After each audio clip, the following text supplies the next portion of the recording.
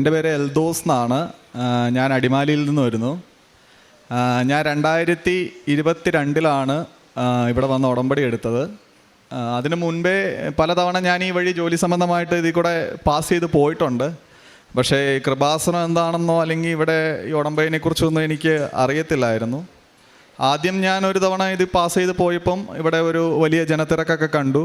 രണ്ടാമത്തെ തവണ ഞാൻ പോയപ്പം എന്നാൽ ജസ്റ്റ് ഒന്ന് കയറിയേക്കാം, ഇവിടെ എന്താണ് എന്നൊന്ന് അറിയണം എന്നുള്ളൊരാഗ്രഹം കൊണ്ട് ഞാൻ ജസ്റ്റ് ഒന്ന് കയറി. പക്ഷേ എനിക്ക് ഇങ്ങോട്ടൊന്നും വരാൻ പറ്റിയില്ല, തിരക്ക് കാരണം. ഞാൻ അവിടെ നിന്നിട്ട് മാതാവിൻ്റെ ഒരു രൂപം ഞാൻ കണ്ടു. അതിനുശേഷം ഞാനത് വിട്ടു, കാരണം എനിക്ക് അതിനെക്കുറിച്ച് കൂടുതൽ അറിവൊന്നുമില്ലായിരുന്നു. പക്ഷേ പിന്നീട് ഒരു കുറച്ച് നാളുകൾക്ക് ശേഷം എൻ്റെ ജീവിത സാഹചര്യങ്ങൾ എന്നെ ഇവിടെ കൊണ്ട് എത്തിച്ചു. എൻ്റെ വീടിൻ്റെ അടുത്തുള്ളൊരു ചേച്ചി വഴിയാണ് ഞാൻ ഈ കൃപാസനത്തെക്കുറിച്ച് അറിയുന്നതും ഇവിടെ ഉടമ്പടി ഉണ്ട് എന്നൊക്കെ ഞാൻ അറിയുന്നതും ഞാനിവിടെ എത്തിച്ചേരുന്നതും. ഞാനിവിടെ കാലെടുത്ത് കുത്തിയ നാൾ മുതൽ ചെറുതും വലുതുമായിട്ടുള്ള ഒരുപാട് അനുഭവങ്ങൾ എനിക്കുണ്ടായി. കാരണം ഞാൻ ഒരുപാട് ആഗ്രഹിച്ചാണ് ഇവിടെ വന്നത്. ഞാൻ 2022 ഞാൻ ആദ്യമായിട്ട് ഇവിടെ വരുമ്പം നിങ്ങൾക്കെല്ലാവർക്കും അറിയാം, ഒരു ടോക്കൺ ഇവിടെ നിന്ന് തരും. അപ്പോൾ അന്നും ഞാൻ വെളുപ്പിന് വന്നു, എനിക്കൊരു ടോക്കൺ കിട്ടി. ഞാനത് കഴിഞ്ഞിട്ട് ക്ലാസ് എല്ലാം അറ്റൻഡ് ചെയ്ത് ലാസ്റ്റ് നമുക്ക് നിയോഗങ്ങൾ, ഞങ്ങളുടെ 6 നിയോഗങ്ങൾ ഇരുന്ന പേപ്പർ ഇടുമ്പോൾ നമ്മൾ അവിടെ കയറുമ്പോൾ നമുക്ക് ആ ടോക്കൺ കാണിച്ചാലേ, ടോക്കൺ നമ്പർ അനുസരിച്ചിട്ടാണ് നമ്മളെ അവിടെ വിളിക്കുന്നത്. അപ്പം ഞാനിതെല്ലാം മേടിച്ച് അവിടെ ചെന്ന് സ്റ്റേജിൽ കയറിയപ്പോൾ എൻ്റെ ഈ ടോക്കൺ ഇല്ലാതെ എവിടെയോ ചാടിപ്പോയി. ഞാനത് അപ്പം എന്നോട് സിസ്റ്റർ പറഞ്ഞു, ടോക്കൺ ഇല്ലാതെ നമുക്കവിടെ പറ്റത്തില്ല, ആൾക്കാരെല്ലാം ഇങ്ങനെ നിൽക്കുകയാണ്, അപ്പം മകൻ ദയവായിട്ട് സ്റ്റേജിൽ നിന്ന് വെളിയിൽ ഇറങ്ങണമെന്ന് പറഞ്ഞു. അപ്പം ഞാൻ ഒത്തിരി പ്രയാസപ്പെട്ട് ഞാൻ സ്റ്റേജിന് താഴെ ഇറങ്ങി നിൽക്കുകയാണ്. അപ്പം എവിടെ നിന്നൊന്നും എനിക്കറിയില്ല, ഒരു ചേച്ചി എൻ്റെ അടുത്ത് വന്നിട്ട്, അതേ മോനെ ഇതാണ് നിൻ്റെ ടോക്കൺ എന്ന് എൻ്റെ അടുത്ത് പറഞ്ഞു. അപ്പോൾ എൻ്റെ ടോക്കൺ നമ്പർ ഏതാണെന്നോ ഇത് ചാടിപ്പോയതാണെന്നോ ഒന്നും എങ്ങനെയാ ചേച്ചിക്ക് അറിഞ്ഞു എന്ന് എനിക്കറിയത്തില്ല. എനിക്ക് ആ ടോക്കൺ തന്നു. അതെൻ്റെ നമ്പർ തന്നെയായിരുന്നു. എൻ്റെ നമ്പർ എനിക്ക് ഓർക്കുന്നത് 15 ആ ഒരു നമ്പറായിരുന്നു. ആ നമ്പർ തന്നെ എനിക്ക് കിട്ടി. ഞാൻ അത് കഴിഞ്ഞിട്ട് എൻ്റെ ഉടമ്പടി എനിക്ക് അന്ന് പൂർത്തീകരിക്കാൻ സാധിച്ചു. അതിനുശേഷം ഞാൻ ഉടമ്പടി പുതുക്കിയെങ്കിലും എനിക്ക് ഈ അവസാനം പുതുക്കിയതിന് ശേഷം എനിക്ക് സൗദിയിലേക്കും ഖത്തറിലേക്കും ഒരു 2ൻ്റെ ജോബ് ഓഫർ വന്നിരുന്നു. കാരണം നാട്ടിൽ ഒരുപാട് കടങ്ങൾ, എൻ്റെ മമ്മി 2018 ബ്രെയിൻ ട്യൂമർ വന്ന് മരിച്ചുപോയി. പിന്നെ എനിക്ക് ആകെ ഫാദറേ ഉള്ളായിരുന്നു. അപ്പം ഫാദറിൻ്റെ കുറേ കടങ്ങളും അനീത്തിയെ കെട്ടിച്ച കുറേ കടങ്ങളൊക്കെ ആയിട്ട് നാട്ടിൽ ജോലി പറ്റാതെ ഒരുപാട് ഭാരപ്പെട്ട് നിൽക്കുമായിരുന്നു.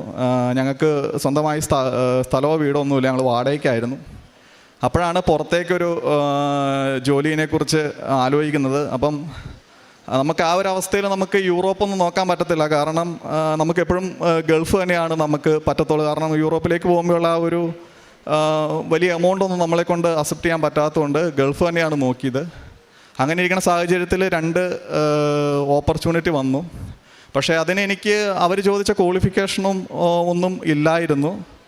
ഞാൻ പക്ഷേ മാതാവിൻ്റെ കാശിരൂപമായിട്ട് ഞാൻ ആ ഇൻ്റർവ്യൂവിന് പോയി. എനിക്ക് ഖത്തറിലേക്കും കിട്ടി, സൗദിയിലേക്കും കിട്ടി. 2ഉം ഞാൻ ഇൻ്റർവ്യൂ പാസ്സായി. അതിനുശേഷം സൗദിയിലെ ഒരു 6 മാസത്തെ ഷട്ട് ഡൗൺ പ്രോജക്റ്റ് ആയിരുന്നു. അപ്പോൾ ഞാൻ അത് ചൂസ് ചെയ്തു. എന്താണെന്ന് വെച്ചാൽ വീട്ടിൽ ഫാദർ ഒറ്റയ്ക്കേ ഉള്ളൂ. അപ്പോൾ ഒരുപാട് നാളങ്ങനെ മാറി നിൽക്കാൻ പറ്റാത്തതുകൊണ്ട് ഞാൻ അതാണ് തിരഞ്ഞെടുത്തത്. പക്ഷെ പിന്നീട് എനിക്ക് ജോലി കിട്ടി, ഞാൻ പോയി കഴിഞ്ഞപ്പോൾ ഞാൻ ഉടമ്പടി ഉഴപ്പിയെന്ന് വെച്ചാൽ എനിക്ക് കറക്റ്റായിട്ട് പ്രാർത്ഥിക്കാൻ ഞാൻ മടി കാണിച്ചു. ഞാൻ കാരുണ്യ പ്രവൃത്തികളിലൊക്കെ മടി കാണിച്ചു. ഞാൻ ഉടമ്പടി ഉഴപ്പിയിരുന്നു. അതിനുശേഷം 6 മാസത്തെ പ്രോജക്റ്റ് കഴിഞ്ഞ മാർച്ചിൽ ഞാൻ നാട്ടിൽ തിരിച്ചെത്തി. അത് കഴിഞ്ഞപ്പോഴാണ് ഇതിൻ്റെ ഈ ഉടമ്പടി ഉഴപ്പുമ്പോഴുള്ളൊരു എഫക്റ്റ് അത് എത്രത്തോളം നമ്മളെ ബാധിക്കുമെന്ന് ഞാൻ മനസ്സിലാക്കിയത്. ഞാൻ നാട്ടിൽ വന്നു കഴിഞ്ഞിട്ട് വളരെ കുറച്ച് ദിവസം കഴിഞ്ഞപ്പോഴത്തേനും എൻ്റെ പപ്പ നേരത്തെ മദ്യപിക്കുമായിരുന്നു. ആൾ മദ്യപിച്ചാൽ ഭയങ്കര വയലൻ്റാണ്. അപ്പം പക്ഷെ ഒരു 5 വർഷം 6 വർഷമായിട്ട് മമ്മി മരിച്ചതിന് ശേഷം ആളത് നിർത്തിയിരുന്നു. പക്ഷേ ഞാൻ നാട്ടിൽ വന്നൊരു ഒരാഴ്ച കഴിഞ്ഞപ്പോഴത്തേനും ആൾ വീണ്ടും മദ്യപാനം സ്റ്റാർട്ട് ചെയ്തു. അത് ഭയങ്കര ബുദ്ധിമുട്ടായിപ്പോയി. കാരണം ടൗണിലൊക്കെ പോയി ബഹളം ഉണ്ടാക്കുന്നു. കയ്യിലുണ്ടായിരുന്ന ഒരുപാട് പൈസ കൂട്ടുകാരന്മാരൊക്കെ എടുത്തിട്ട് പോയി. ആകെ വിഷയമായി. ഞാൻ മാനസികമായിട്ട് ശരിക്കും തളർന്നു. കാരണം എന്നെ സപ്പോർട്ട് ചെയ്യാൻ ആരുമില്ല, ആകെ ഞാനും ഫാദറേ ഉള്ളൂ വീട്ടിൽ. അപ്പോൾ ഈ ഒരു അവസ്ഥയൊക്കെ കടന്നു പോയിപ്പം ഒരുപാട് ബുദ്ധിമുട്ടി. അങ്ങനെ ഇരിക്കുന്ന സാഹചര്യത്തിൽ ഈ സൗദിയിൽ നിന്ന് തന്നെ എന്നെ അടുത്ത 6 മാസത്തെ പ്രോജക്റ്റിന് തിരിച്ചു വിളിച്ചു. പക്ഷേ ഫാദർ ഇങ്ങനെ കുടിച്ച് ഭയങ്കര ബഹളമൊക്കെ ആയതുകൊണ്ട് എനിക്കൊന്നും ചെയ്യാൻ പറ്റാത്ത അവസ്ഥ. ആളെയും കൊണ്ട് ഞാനൊരു ഹോസ്പിറ്റലിൽ പോയി അവിടെ അഡ്മിറ്റ് ചെയ്തു ഡി അഡിക്ഷൻ്റെ. ഈ സമയത്ത് സൗദിയിലേക്കുള്ള പ്രോസസ്സൊക്കെ ചെയ്യണമായിരുന്നു. പക്ഷെ അത് ഡിലേ ആയതുകൊണ്ട് അവർ പറഞ്ഞു ഇനി വരണ്ട, വിസ ക്യാൻസലായി എന്ന് പറഞ്ഞു. അപ്പം ഫാദറിനെ ഹോസ്പിറ്റലിൽ കൊണ്ടുപോയെങ്കിലും ഒരു 10 ദിവസത്തിന് ശേഷം ആൾ വീണ്ടും പഴയതുപോലെ തന്നെ മദ്യപാനം തുടങ്ങി. എൻ്റെ സൗദി വിസയും ക്യാൻസലായി. എന്ത് ചെയ്യണമെന്നിരിക്കുന്ന അറിയാത്ത സമയത്താണ് അന്നേരം ഉടമ്പടി പത്രവും കാശുരൂപവും ഒക്കെ വീട്ടിലുണ്ട്. പക്ഷേ ഞാൻ ഒന്നും കറക്റ്റായിട്ട് ചെയ്യുന്നില്ലായിരുന്നു. അന്നേരമാണ് ഞാൻ അതിലേക്ക് തിരിഞ്ഞു നോക്കിയത്. ഞാൻ അടുത്ത ദിവസം തന്നെ ഞാൻ ഇവിടെ വന്നു. ഞാൻ എൻ്റെ ഇത്രയും തെറ്റുകൾ ഏറ്റുപറഞ്ഞ് ഞാൻ എൻ്റെ ഉടമ്പടി പുതുക്കി. അത് കഴിഞ്ഞിട്ട് ഒത്തിരി സങ്കടങ്ങൾ മാതാവിൻ്റെ അടുത്ത് പറഞ്ഞു. 2 ദിവസത്തിന് ശേഷം സൗദിയിൽ എനിക്ക് കുറച്ച് നാൾ മാത്രം പരിചയമുള്ള എൻ്റെ കൂടെ വർക്ക് ചെയ്ത സുഹൃത്ത് എന്നെ അബുദാബിയിലെ നാഷണൽ ഓയിൽ കമ്പനിയുടെ അഡ്നോക്ക് എന്ന് പറയും, UAE-യിലാണ്, അവിടുത്തെ ഗവൺമെൻറ്റിൻ്റെ അണ്ടറിലുള്ള കമ്പനിയിലേക്ക് കുറേ നാൾ മുന്നേ അവിടെ വർക്ക് ചെയ്തതാണ് ഒരു പ്രോജക്റ്റിൽ. എൻ്റെ CV അങ്ങോട്ട് കൊടുക്കാമെന്ന് പറഞ്ഞു. ഞാനുമായിട്ട് പേഴ്സണലായിട്ട് ഒരു വ്യക്തിപരമായ ബന്ധമില്ലാത്ത ആളാണ്. ഞാൻ അങ്ങോട്ട് ചോദിച്ചിട്ടുമില്ല. പക്ഷേ ഞാനിവിടെ ഉടമ്പടി പുതുക്കി ഞാൻ ഉടമ്പടിയിൽ വെച്ച് പ്രാർത്ഥിച്ചതിൻ്റെ ഫലമായിട്ട് ആളെൻ്റെ CV അവർക്ക് അവിടുത്തെ ഒരു HSC ഡെപ്യൂട്ടി മാനേജറുണ്ട്, പുള്ളി മലയാളിയാണ്. അപ്പോൾ പുള്ളിക്ക് അത് ഫോർവേഡ് ചെയ്ത് കൊടുത്തു. അപ്പോൾ പുള്ളി ഒരുപാട് തടസ്സങ്ങൾ പറഞ്ഞു. കാരണം എക്സ്പീരിയൻസ് കുറഞ്ഞ ആളാണ്, പിന്നെ എനിക്ക് നേരിട്ട് പരിചയമോ കാര്യങ്ങളൊന്നുമില്ല, ഞാൻ എങ്ങനെ ആളെ മുകളിലേക്ക് റെഫർ ചെയ്യും എന്നൊക്കെ എൻ്റെ സുഹൃത്തിനോട് ഒരുപാട് തടസ്സങ്ങൾ പറഞ്ഞു. എന്നാലും അപ്പം എൻ്റെ CV ഞാൻ കൊടുത്തതിന് ശേഷം ഞാൻ നിരന്തരം പ്രാർത്ഥിക്കുകയാണ്, ഞാൻ ഉടമ്പടി പ്രാർത്ഥന ചെയ്തുകൊണ്ടിരിക്കുകയാണ്. പക്ഷേ ആളത് കോർപ്പറേറ്റ് ഓഫീസിലേക്ക് അയച്ചു. അവിടെ നിന്ന് എനിക്ക് ഇൻ്റർവ്യൂവിൻ്റെ കൺഫർമേഷൻ മെയിൽ വന്നു. എന്നെ ആദ്യം ഇൻ്റർവ്യൂ ചെയ്തത് നമ്മുടെ കമ്പനിയുടെ 2 എഞ്ചിനീയർമാർ എന്നെ ഇൻ്റർവ്യൂ ചെയ്തു. അപ്പം ഇൻ്റർവ്യൂ ചെയ്യണ സമയത്ത് ഞാൻ മാതാവിൻ്റെ കാശുരൂപം വെച്ചിട്ടാണ് ഞാൻ ഇൻ്റർവ്യൂവിന് അറ്റൻഡ് ചെയ്തത്. സത്യം പറഞ്ഞാൽ അവർ ഒരു 40 മിനിറ്റോളം എന്നെ ഇൻ്റർവ്യൂ ചെയ്തതിൽ പകുതി ഞാൻ പറഞ്ഞില്ല. കാരണം അവർ ചോദിച്ചത് കുറച്ച് കടുപ്പമുള്ള ചോദ്യങ്ങളൊക്കെ ആയിരുന്നു. അപ്പോൾ എനിക്ക് പറയാനും പറ്റിയില്ല, ഞാൻ തോറ്റു എന്നാണ് വിചാരിച്ചുകൊണ്ടിരുന്നത്. പക്ഷേ അവിടെ മാതാവ് ഇടപെട്ട് ആദ്യത്തെ ലെവൽ ഇൻ്റർവ്യൂ എനിക്ക് ക്ലിയറായി കിട്ടി. പിന്നെ ആയിരുന്നു ഏറ്റവും വലിയൊരു കടമ്പ എന്ന് പറയുന്നത്, അത് ഡയറക്റ്റ് ക്ലയൻറ്റിൻ്റെ ഇൻ്റർവ്യൂ ആയിരുന്നു. അപ്പം ഇവരെനിക്ക് പറഞ്ഞത് ഓഫ് ഷോർ ആയിരുന്നു, അഡ്നോക്കിൻ്റെ നമ്മുടെ കടലിൻ്റെ നടുക്കുള്ള പ്രോജക്റ്റ് ആയിരുന്നു, പുതിയ പ്രോജക്റ്റിലേക്കായിരുന്നു. അപ്പോൾ അവിടെ എന്ന് പറയുമ്പോൾ എനിക്ക് അത് കിട്ടുവാണെങ്കിൽ എനിക്ക് 4 മാസം കൂടുമ്പോൾ എനിക്ക് വീട്ടിൽ വരാം, എനിക്ക് പപ്പയെ കാണാം, എൻ്റെ കാര്യങ്ങളെല്ലാം നന്നായിട്ട് നടക്കുമായിരുന്നു. ആദ്യം അതാണ് പറഞ്ഞത്. പക്ഷെ പിന്നീട് ആദ്യത്തെ ലെവൽ ഇൻ്റർവ്യൂ കഴിഞ്ഞ് എൻ്റെ എക്സ്പീരിയൻസ് കുറവുകൊണ്ട് ഇവരെന്നെ അതിൽ നിന്ന് മാറ്റി എന്നെ വേറൊരു പ്രോജക്റ്റിലേക്ക്, അതായത് അത് 2 വർഷം കൂടുമ്പോൾ ലീവുള്ള പ്രോജക്റ്റാണ്, അതിലേക്ക് എന്നെ മാറ്റി. അപ്പോൾ എനിക്ക് ഭയങ്കര സങ്കടമായിപ്പോയി. ഞാൻ മാതാവിനോട് കുറേ പരാതി പറഞ്ഞു. കാരണം ഞാൻ ആഗ്രഹിച്ചത് ഇതാണ്, പക്ഷേ എനിക്കിപ്പോൾ അതേ വേറെ ഒന്ന് തന്നേക്കുന്നു, എൻ്റെ അവസ്ഥ അറിയാം എന്നൊക്കെ ഞാൻ കുറേ പരാതി പറഞ്ഞു. എന്നാലും ഞാൻ പറഞ്ഞു ശരി, ഇനിയിപ്പം അതാണ് ഇഷ്ടമെങ്കിൽ അങ്ങനെ നടക്കട്ടെ എന്ന് പറഞ്ഞിട്ട് ഞാൻ ക്ലയൻറ്റിൻ്റെ ഇൻ്റർവ്യൂവിന് എനിക്ക് മെയിൽ വന്നു. അപ്പോൾ ഇൻ്റർവ്യൂ നടക്കുന്നത് ഒരു ദിവസം ഒരു 2:30-ക്കാണ് ഇൻ്റർവ്യൂ ഷെഡ്യൂൾ ചെയ്തായിരുന്നത്. അപ്പോൾ അന്നേരം ഫാദർ ഭയങ്കര മദ്യപാനമാണ്. അപ്പോൾ എനിക്ക് വീട്ടിലിരുന്ന് ഇൻ്റർവ്യൂ അറ്റൻഡ് ചെയ്യാൻ പറ്റത്തില്ല, കാരണം ആൾ അവിടെ വന്ന് ഇന്ന് ഭയങ്കര ബഹളമായിരിക്കും. അപ്പോൾ ഞാൻ എൻ്റെ സുഹൃത്തിൻ്റെ വീട്ടിൽ പോയിരുന്ന് ഇൻ്റർവ്യൂ അറ്റൻഡ് ചെയ്യാമെന്ന് വെച്ചിട്ട് ഞാനൊരു 2 മണിയായപ്പോൾ എൻ്റെ സുഹൃത്തിൻ്റെ വീട്ടിലേക്ക് പോയിപ്പം ഒരിക്കലും വരാത്ത പപ്പ 2 മണിയായപ്പോൾ അവിടെ വന്നിരിക്കുകയാണ്. അവിടെ വന്നിരുന്നിട്ട് ഭയങ്കര ബഹളമാണ്. അപ്പോൾ എനിക്കൊന്നും ചെയ്യാൻ പറ്റാത്ത അവസ്ഥ. 2:30-ക്ക് ഇൻ്റർവ്യൂ, 2 മണിക്ക് പപ്പയോടെ വന്നിരിക്കുന്നു. ഞാൻ എന്നിട്ട് പിന്നെ ഒരു ഓട്ടോ വിളിച്ച് ആളെ വീട്ടിൽ കൊണ്ടുവിട്ട് തിരിച്ച് വന്നപ്പോഴത്തേന് 2:25 2:30-ക്കായിരുന്നു ഇൻ്റർവ്യൂ. അപ്പോൾ ഞാൻ ഒരുപാട് സ്ട്രെസ്സായി, ഭയങ്കര ഇങ്ങനെ ഹൃദയമൊക്കെ ഇടിക്കുമായിരുന്നു. അങ്ങനെ ഇൻ്റർവ്യൂ അറ്റൻഡ് ചെയ്തപ്പോൾ അവരെന്നോട് ചോദിച്ചു, നിങ്ങൾക്ക് എന്താ പറ്റിയെന്ന് ചോദിച്ചു. നിങ്ങൾ എന്താണ് ഇങ്ങനെ ഭയങ്കര ഇതായിട്ട് ഇൻ്റർവ്യൂ അറ്റൻഡ് ചെയ്യണമെന്ന് ചോദിച്ചു. പകുതി ചോദിച്ചത് എനിക്ക് പറയാൻ പറ്റിയില്ല. എന്തായാലും ഞാൻ വിചാരിച്ചു, കാരണം ഞാൻ ഫെയിലായി, അല്ലെങ്കിൽ തന്നെ എക്സ്പീരിയൻസിൻ്റെ കുറവുണ്ട്. അപ്പം ഞാൻ എന്തായാലും ഫെയിലായി എന്ന് വിചാരിച്ച് തന്നെ ഞാനൊരു 3 ദിവസം അടുത്ത 3 ദിവസം മാതാവിനോട് കുറേ പരാതി പറഞ്ഞു. വൈകിട്ട് പരാതി മാത്രമേ ഉണ്ടായിരുന്നുള്ളൂ.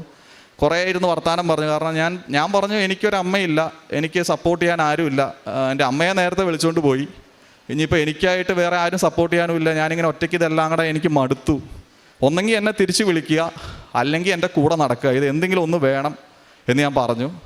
അങ്ങനെ പറഞ്ഞ് 3-ാമത്തെ ദിവസം വേറെ മാറ്റമൊന്നും ഉണ്ടായില്ല. റിസൾട്ട് വന്നു, ഫെയിലായി എന്ന് പറഞ്ഞു. അപ്പോൾ ആ ദിവസം ഞാൻ ഉറങ്ങിയിട്ടില്ല.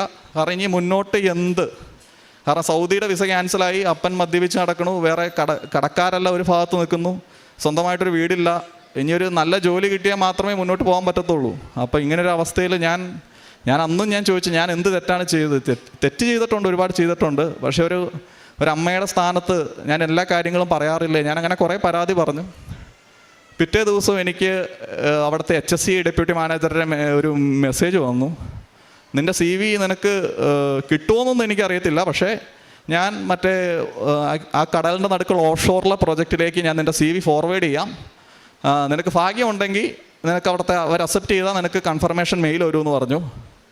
ഞാൻ പ്രാർത്ഥിച്ചു, ഞാൻ പ്രാർത്ഥന മുടക്കിയില്ല. പിറ്റേ ദിവസം എനിക്ക് കൺഫർമേഷൻ മെയിൽ വന്നു, ഇന്ന ദിവസം 3:30 നിനക്ക് ഇൻ്റർവ്യൂ ആണ്, അവർ അക്സെപ്റ്റ് ചെയ്തു എന്ന് പറഞ്ഞു. ആ ദിവസം ഇൻ്റർവ്യൂ ഒരു വെള്ളിയാഴ്ചയാണ് 3:30. ഞാൻ മാതാവിൻ്റെ കാശുരൂപവും കൈ പിടിച്ചാണ് ഇൻ്റർവ്യൂ അറ്റൻഡ് ചെയ്യാൻ ഇരിക്കുന്നത്. ആദ്യം തുടക്കത്തിലെ ഇൻ്റർവ്യൂവിന് കയറുന്നതിന് മുന്നേ ഒരുപാട് തടസ്സങ്ങളുണ്ടായി, നെറ്റ്വർക്ക് ഇഷ്യൂ കാര്യങ്ങളൊക്കെ ഉണ്ടായി. അന്നേരം ഞാനത് മുറുകെ ചേർത്ത് പിടിച്ചു. എനിക്ക് 40-45 മിനിറ്റ് ഷെഡ്യൂൾ ചെയ്ത് എൻ്റെ ഇൻ്റർവ്യൂ 20 മിനിറ്റ് കൊണ്ട് തീർന്നു. കാരണം അവർ ചോദിച്ച ചോദ്യങ്ങൾക്ക് ഒരു ചോദ്യങ്ങൾ പോലും വിടാതെ ഞാൻ ആൻസർ ചെയ്തു. അതിൻ്റെ പിറ്റേ ദിവസം എനിക്ക് കൺഫർമേഷൻ മെയിൽ വന്നു, നീ ഇൻ്റർവ്യൂ ക്ലിയർ ആയിട്ടുണ്ട്. അത് കഴിഞ്ഞതിന് ശേഷം സാലറിയുടെ ഒരു കാര്യം ഉണ്ടായിരുന്നു. ഞാനൊരു സാലറി ആഗ്രഹിച്ചിരുന്നു, പക്ഷെ അവർ വേറൊരു സാലറിയാണ് എന്നോട് പറഞ്ഞത്. അപ്പം ഞാൻ മാതാവിനോട് അന്ന് വൈകിട്ട് പറഞ്ഞു, ഇതുകൊണ്ടൊന്നും നടപടിയാവില്ല, കാരണം ഇതുകൊണ്ടൊന്നും എനിക്ക് മുന്നോട്ട് പോകാൻ പറ്റത്തില്ല. അപ്പം ഞാൻ ആഗ്രഹിച്ചത് എനിക്ക് കിട്ടണം എന്ന് പറഞ്ഞു. ഞാനത് അവിടുത്തെ HSC ഡിപ്പാർട്ട്മെൻറ്റിനെ അറിയിച്ചു. അപ്പോൾ അവർ പറഞ്ഞു, നിങ്ങൾ ആദ്യം ഇൻ്റർവ്യൂ തുടങ്ങുന്നതിന് മുമ്പ് ഈ ഒരു സാലറി എഗ്രി ചെയ്താണല്ലോ, പിന്നെ എന്താണ് ഇപ്പോൾ എന്ന് ചോദിച്ചു. അപ്പോൾ ഞാൻ പറഞ്ഞു, എൻ്റെ അവസ്ഥ ഇതാണ്, എനിക്കിത് വേണം എന്ന് പറഞ്ഞു. അപ്പോൾ അവർ പറഞ്ഞു, അത് നമുക്ക് ഉറപ്പ് പറയാൻ പറ്റത്തില്ല, കാരണം നിങ്ങളുടെ ഇൻ്റർവ്യൂ ഷീറ്റ് HR പോയിട്ടുണ്ടെങ്കിൽ പിന്നെ ഞങ്ങൾക്കൊന്നും ചെയ്യാൻ പറ്റത്തില്ല എന്ന് പറഞ്ഞു. പക്ഷേ പിറ്റേ ദിവസം വൈകിട്ട് എനിക്കൊരു മെയിൽ വന്നു, നിങ്ങൾ പറഞ്ഞ സാലറി അക്സെപ്റ്റ് ചെയ്തു എന്നും പറഞ്ഞിട്ട് എനിക്ക് മെയിൽ വന്നു. ഞാൻ പറഞ്ഞ സാലറി, ഞാൻ ആഗ്രഹിച്ച സാലറി എനിക്ക് കിട്ടി. പിന്നെ അടുത്ത ഏറ്റവും വലിയൊരു കടമ്പ എന്ന് പറഞ്ഞാൽ, ഇതൊക്കെ ഡോക്യുമെൻ്റായിട്ട് കിട്ടണമെങ്കിൽ നമുക്ക് ഓഫർ ലെറ്ററാണ് വരേണ്ടത്. ഈ ഓഫർ ലെറ്റർ ഒരാഴ്ചത്തോളം ഡിലേ ആയി. അപ്പോൾ ഡിലേ ആയി കഴിഞ്ഞപ്പം എനിക്കാകെ വിഷമമായി. കാരണം അപ്പോൾ ഞാൻ അവരോട് ചോദിച്ചു, ഇതെന്താ ഇങ്ങനെ ഡിലേ ആവണമെന്ന് ചോദിച്ചപ്പോൾ പറഞ്ഞു, ഇനിയും 10-20 ദിവസം കൂടെ ഡിലേ ആവും, കമ്പനി ഭയങ്കര തിരക്കാണ്, ഒരുപാട് ഷെഡ്യൂൾ, ഒരുപാട് പ്രോജക്റ്റൊക്കെ റണ്ണിങ് ആണ് എന്ന് പറഞ്ഞു. ഞാനപ്പം മാതാവിനോട് ഈ സമയം വെച്ച് ഡേറ്റ് വെച്ച് പ്രാർത്ഥിക്കാമെന്ന് ഞാൻ കേട്ടിട്ടുണ്ട്, പക്ഷേ ഞാൻ അങ്ങനെ ചെയ്തിട്ടില്ല ഇതുവരെ. അപ്പം ഞാൻ പറഞ്ഞു, എനിക്ക് ഡേറ്റ് വെച്ച് പ്രാർത്ഥിക്കാനൊന്നും അറിയത്തില്ല, പക്ഷേ എനിക്ക് എൻ്റെ അവസ്ഥ അറിയാം, അതുകൊണ്ട് എനിക്ക് വേണ്ടത് ചെയ്തു തരണമെന്ന് പറഞ്ഞു. 20 ദിവസം എന്ന് പറഞ്ഞ ഓഫർ ലെറ്റർ എനിക്ക് പിറ്റേ ദിവസം വൈകിട്ട് എനിക്ക് മെയിൽ വന്നു. എനിക്ക് ഓഫർ ലെറ്റർ കിട്ടി, ഞാൻ പറഞ്ഞ സാലറി അതിലുണ്ടായിരുന്നു. അതിനുശേഷം ബാക്കി എൻ്റെ കാര്യങ്ങളെല്ലാം നന്നായിട്ട് നടന്നു. ഇപ്പം ഞാൻ എന്ന് കൃപാസനത്തിൽ വരുന്നോ, ഇപ്പം ലാസ്റ്റ് ഞാൻ ഉടമ്പടി കുറേ നാൾ മുടക്കി ഇവിടെ പുതുക്കാൻ വന്ന ദിവസം ഞാൻ രാവിലെ ബസ് കയറാൻ നിന്നപ്പം, അന്നൊരു തിങ്കളാഴ്ച ദിവസമാണ്, ഞാൻ മിക്ക തിങ്കളാഴ്ച ദിവസങ്ങളാണ് ഞാൻ വരാറ്. സാധാരണ ഞാൻ തിങ്കളാഴ്ച ദിവസം വന്നാൽ തിരക്ക് കുറവായിരിക്കും ആഴ്ചയാണ് തിങ്കളാഴ്ച വരുന്നത്, പക്ഷെ അന്നായിരിക്കും ഏറ്റവും കൂടുതൽ തിരക്ക്. അപ്പോൾ ഞാൻ ബസ് കയറാൻ നിന്നപ്പോൾ അന്ന് തിങ്കളാഴ്ച ആയതുകൊണ്ട് ഭയങ്കര തിരക്കുള്ളൊരു ദിവസമാണ്, ബസ്സിലൊക്കെ നല്ല തിരക്കായിരിക്കും. അപ്പോൾ ഞാനിങ്ങനെ ഞാൻ ഇങ്ങോട്ട് വരാൻ വേണ്ടി ബസ് കയറാൻ നിൽക്കുന്നു, അന്ന് എന്നെ തിരക്കിലൊന്നും പെടുത്താതെ എന്നെ ഏതെങ്കിലും കാറുകാർ, എൻ്റെ പരിചയക്കാർ ആ വഴി വന്ന് എന്നെ ഇവിടെ എത്തിക്കാറുണ്ട്. ഇവിടെ എത്തിച്ചില്ലെങ്കിലും അടുത്ത ഏതെങ്കിലും തിരക്ക് കുറഞ്ഞ സ്ഥലത്ത് എന്നെ എത്തിച്ച് എനിക്ക് എൻ്റെ മാതാവിൻ്റെ അടുത്ത് വരാൻ സാധിച്ചിട്ടുണ്ട്. അപ്പം എല്ലാ രീതിയിലും ഒരു അമ്മയില്ല എന്നുള്ളൊരു കുറവും എനിക്ക് ആരുമില്ല എന്നുള്ളൊരു കുറവെല്ലാം മാറ്റി എൻ്റെ കൂടെ ഇങ്ങനെ സഞ്ചരിക്കുന്ന എൻ്റെ മാതാവിനും ഇതെല്ലാം കണ്ട് മുകളിലിരുന്ന് എന്നെ സപ്പോർട്ട് ചെയ്യുന്ന എൻ്റെ ദൈവം തമ്പുരാനും ഒരുപാട് നന്ദി പറയുന്നു. വിശുദ്ധ ഗ്രന്ഥത്തിൽ ഹബക്കുക്ക് പ്രവാചകൻ്റെ പുസ്തകം 3:17 തിരുവചനങ്ങൾ ഇപ്രകാരം അരുളി ചെയ്യുന്നു: അത്തിവൃക്ഷം പൂക്കുന്നില്ലെങ്കിലും മുന്തിരിയിൽ ഫലങ്ങളില്ലെങ്കിലും ഒലിവ് മരത്തിൽ കായ്കൾ ഇല്ലാതായാലും വയലുകളിൽ ധാന്യം വിളയുന്നില്ലെങ്കിലും ആട്ടിൻകൂട്ടം ആലയിൽ അറ്റുപോയാലും കന്നുകാലികൾ തൊഴുത്തിൽ ഇല്ലാതായാലും ഞാൻ കർത്താവിൽ ആനന്ദിക്കും. ഈ മകൻ ഇവിടെ പറഞ്ഞ അനുഭവ സാക്ഷ്യത്തിൽ തനിക്ക് ഒന്നിനു പുറകെ ഒന്നായി അനുഗ്രഹങ്ങളുടെ തോരാത്ത മഴ പെയ്തു എന്നല്ല നാം ആദ്യം കേട്ടത്. ഉടമ്പടി എടുക്കാൻ ഇവിടെ വന്ന സാഹചര്യങ്ങളും ഉടമ്പടി എടുത്തതിന് ശേഷം പിന്നീട് തനിക്ക് എന്തൊക്കെയാണ് ജീവിതത്തിൽ വന്നത്, അപ്പോഴൊക്കെ ചെറുപ്പക്കാരനായ ഈ മകൻ എല്ലാം എന്നാൽ ഇനി ഒന്നും വേണ്ട എന്നുള്ള രീതിയിൽ പുറംതിരിഞ്ഞ് നിൽക്കുകയല്ല ചെയ്തത്. തൻ്റെ സാഹചര്യങ്ങളൊക്കെ പൂർണ്ണമായും മനസ്സിലാക്കുന്നു. തിരുവചനത്തിൽ ഇപ്പോൾ പറഞ്ഞതുപോലെ തനിക്കിതൊക്കെയാണ് തൻ്റെ അവസ്ഥ. അമ്മയോട് സ്വാതന്ത്ര്യത്തോടെ സംസാരിക്കാൻ പഠിച്ചു. എന്താണ് എൻ്റെ ജീവിതത്തിൽ ഞാൻ എന്തിനാ ഇങ്ങനെ ഇവിടെ നിൽക്കുന്നേ? ആ ഒരു ധ്വനിയോടെയാണ് അമ്മയോട് സംസാരിക്കുന്നത്. പിന്നീട് എങ്ങനെ തൻ്റെ ജീവിതത്തിൽ ഓരോന്നും എടുക്കുമ്പോഴും തൻ്റെ ജീവിതത്തിൽ പപ്പയുടെ കാര്യമാണേലും ഒക്കെ ഒത്തിരിയേറെ ബുദ്ധിമുട്ടുകൾ ഉള്ളപ്പോഴും പിടിച്ചു നിൽക്കാൻ ശ്രമിച്ചു. പിന്നീട് ഇവിടെ വന്ന് ഉടമ്പടി പുതുക്കുന്നു. പിന്നീട് അങ്ങോട്ട് നല്ല രീതിയിൽ തൻ്റെ ഉടമ്പടി ജീവിതം നയിക്കുകയും പ്രാർത്ഥനയും മറ്റ് കാരുണ്യ പ്രവൃത്തികളുമൊക്കെ ആയിട്ട് മുമ്പോട്ട് പോകുമ്പോൾ പിന്നീട് എങ്ങനെയാണ് തനിക്ക് നഷ്ടപ്പെട്ടു എന്ന് കരുതിയ തൻ്റെ അതേ ജോലി തന്നെ തനിക്ക് കിട്ടുന്നു. അതും സാലറിയൊക്കെ പിന്നീട് ഏറ്റവും നല്ല രീതിയിൽ അമ്മയുടെ മധ്യസ്ഥതയിലൂടെ ലഭിക്കുകയാണ്. അങ്ങനെ ഇന്ന് വളരെ ചാരിതാർത്ഥ്യത്തോടെ എന്ന് തന്നെ പറയാം ഇവിടെ വന്ന് നിന്ന് അമ്മയുടെ മുൻപിൽ തൻ്റെ അനുഭവം ഈശോയെ മഹത്വപ്പെടുത്തിക്കൊണ്ട് അമ്മയെ വണങ്ങി ഈ മകൻ പറയുമ്പോൾ തീർച്ചയായും സ്വർഗം സന്തോഷിക്കും. നമ്മുടെ ഉടമ്പടി ജീവിതത്തിൽ നാം ഇങ്ങനെ ജീവിച്ച് നാം ഇവിടെ വന്ന് സാക്ഷ്യം പറയണം. അതിന് ഒത്തിരിയേറെ ബുദ്ധിമുട്ടുകളുണ്ട്. അല്ലാതെ എല്ലാം പൂ വിരിച്ച മെത്ത പോലെ ആയിരിക്കില്ല എന്ന് നമുക്ക് അത് നാം മനസ്സിലാക്കണം. അങ്ങനെ ഉടമ്പടിയിലൂടെ ലഭിച്ച കൃപകൾക്ക് ഈ മകനോടൊപ്പം നമുക്കും കരങ്ങളടിച്ച് ഈശോയ്ക്കും അമ്മയ്ക്കും നന്ദി പറയാം. യേശുവേ നന്ദി, യേശുവേ സ്തുതി, യേശുവേ ആരാധന.